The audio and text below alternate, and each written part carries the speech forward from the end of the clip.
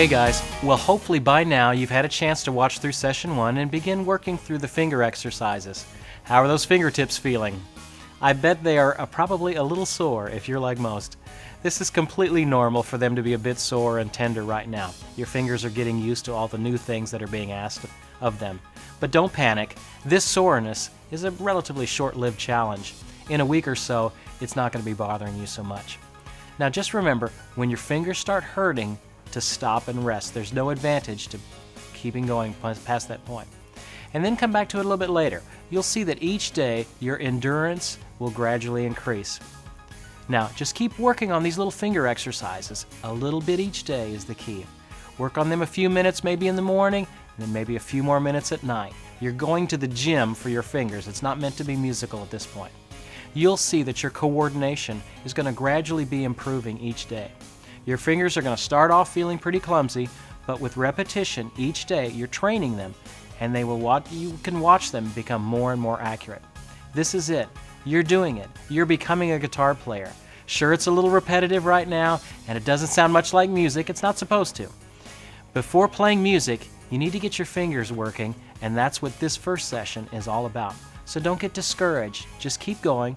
Trust me, you're going to get there. As I said in the session, don't overly worry about the two chords that I gave you, the C and the G7 chords. Don't worry about making those exactly perfect. That's going to come in time. I just wanted to kind of introduce you to the idea of chords. Just make sure that you are able to form the chords correctly. That's the main thing. We'll worry about getting all those strings to sound out correctly as your fingers toughen up.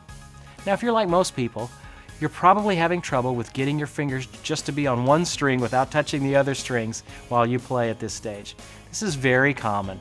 Just try to do your best and give it a few weeks.